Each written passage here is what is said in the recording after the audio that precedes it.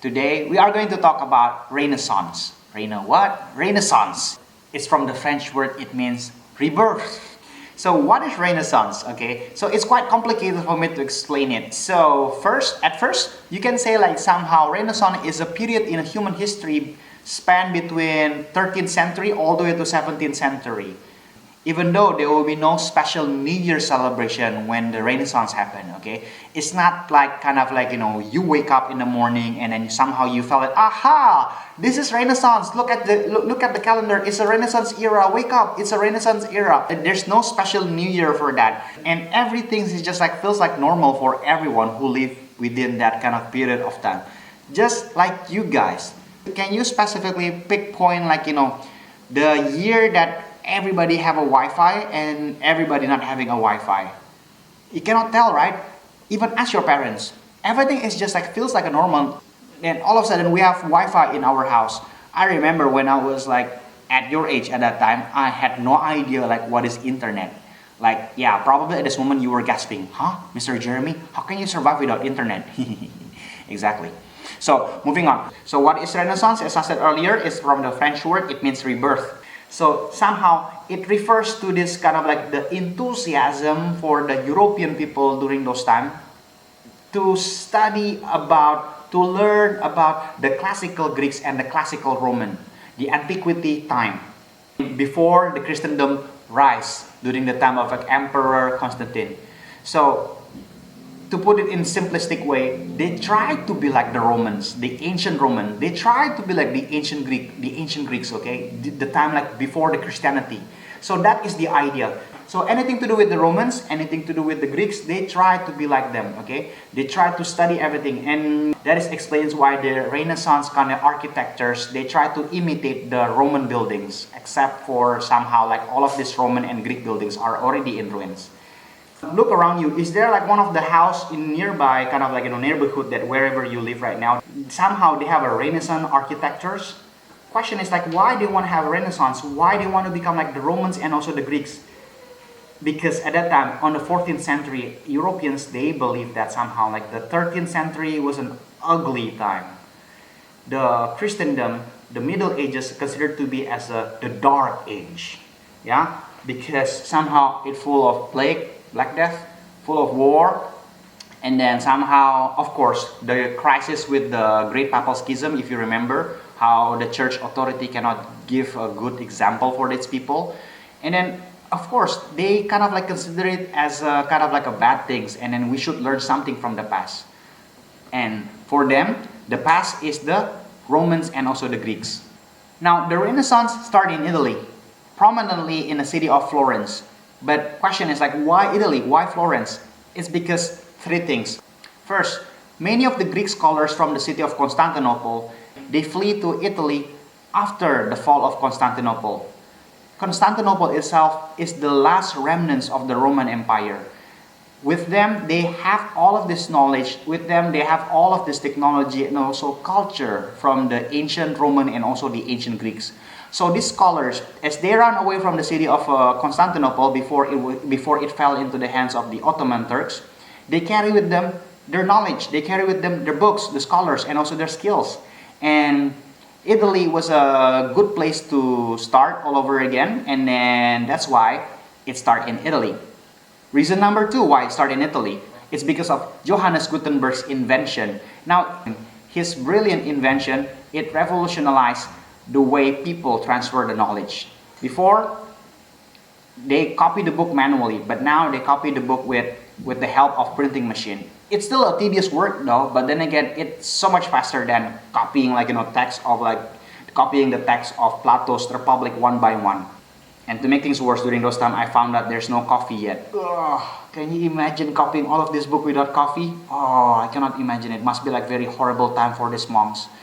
Anyway, so that is two. Now the reason number three, there are plenty of like wealthy merchants in Italy, especially in the city of Florence. Why is that? Because of Venice. Yes, Venice and also Genoa. Venice and also Genoese. Okay, because of Venice and also Genoa. Now, Italy during those times were known as the cloth industry. Okay, many of them they produce kind of like good quality of clothes. somehow people who are doing that kind of like business, they become wealthy. Like for example, like Marco Polo's family. Remember Marco Polo? Now, one of the famous and one of the wealthiest family at that time is a family by the name of the Medici family. If you play like the Assassin's Creed franchise, then you will familiar with the Medici family. If you don't, yeah, don't worry, okay? I'm just kind of like speaking to you, yes, you, those who play Assassin's Creed. Now, what are the things that changed and what are the things are being invented during the Renaissance time? To be honest, it's a daunting task for me to have a class about Renaissance because the topic can be long. And it will not be enough for me to kind of like talk in like one single video like this, format like this, okay? Usually back in the normal days, when the school is still normal, then it will take me about like three times of meetings. Now, because we do not have that privilege, I will limit myself to mention about 4 fields, 4 subjects that is being changed during the Renaissance time. First, the philosophy, or how people think. Now, during the Middle Ages, which is starting from 8th century to all the way to 13th century, the focus is always on God. The focus is always to the heaven.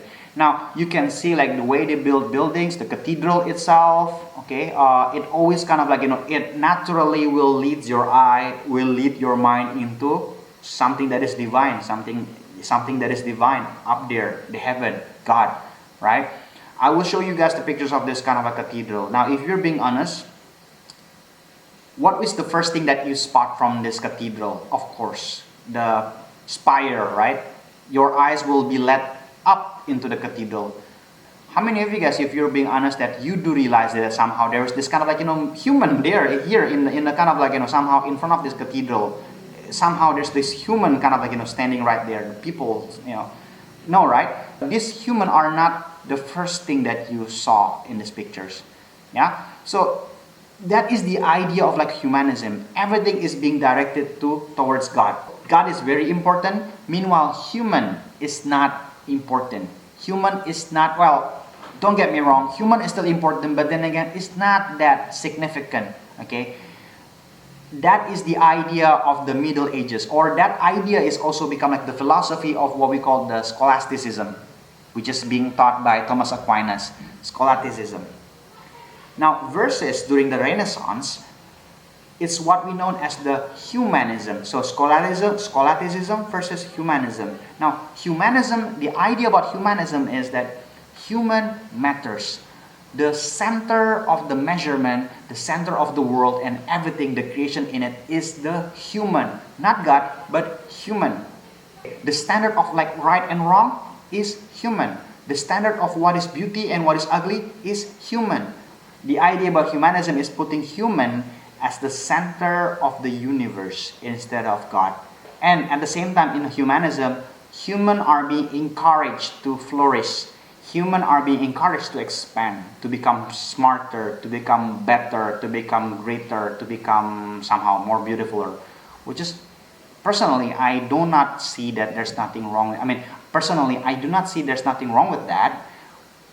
But however, it's not always the case that human can become the standard. Okay, it's not always the case that human become like the center of the universe. It should be the one that remains, which is God. That is the philosophy. Now, second thing that changed during the Renaissance is the literature or the writings. Again, in the literatures and writings, before the Renaissance, every writings, every literature is focused on God. It focused on the church and also the religion.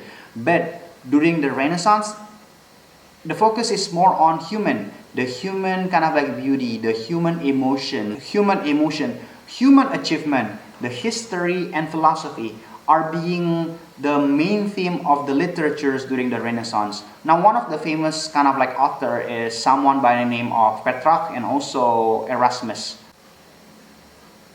Now, please remember this name, Erasmus and also Petrarch. Maybe someday when you go to college, then you will stumble upon these 2 authors and then you were somehow, inspired enough to read their books. Now, in science, in the world of science during the Renaissance, now during the Middle Ages, the scholars, they will take their scientific foundings from the ancient writings, usually written by the Roman authors or the Greek authors, and sometimes also by the Christian thinkers like St. Augustine, for example.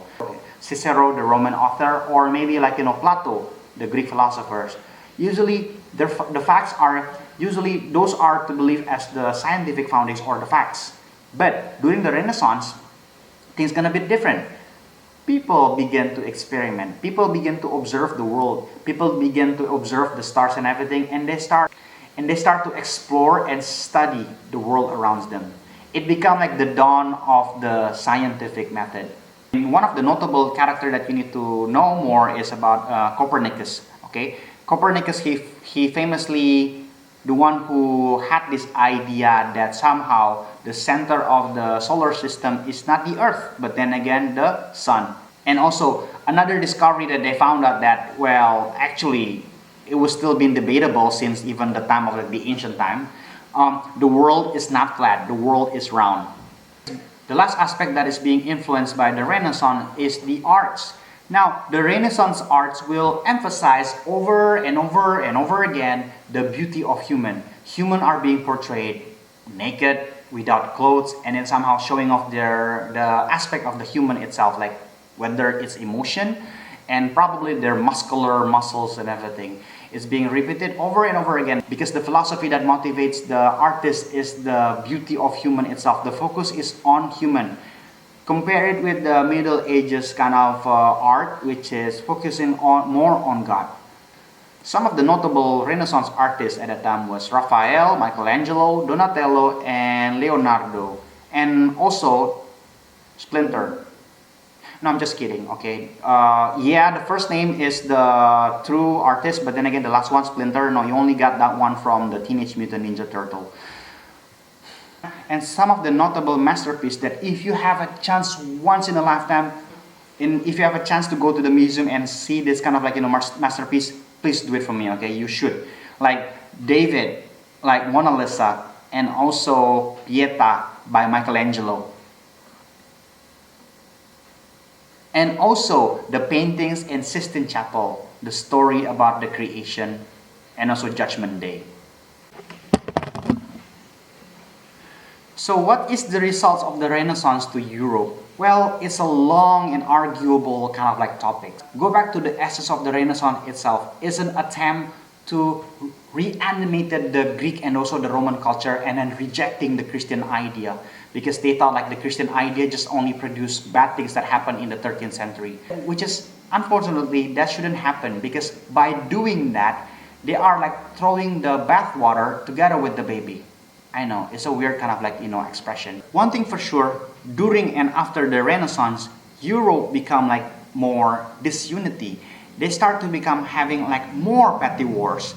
And no longer they are being cohesively being united under like the same faith of Christianity. But it start to become like, nations against nations. And then they start to fight over like small things that somehow like very kind of like, silly and should be avoidable.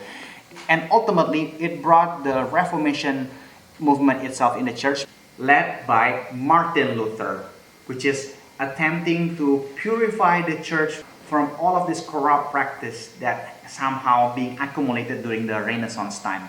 I wish that I have a live discussion with you right now to talk more about this kind of like Renaissance. Without further ado, so I need to stop this video right here, right now. Thank you for watching. I see you guys soon, or I see you guys next time. Bye-bye. God bless you guys all. Bye-bye.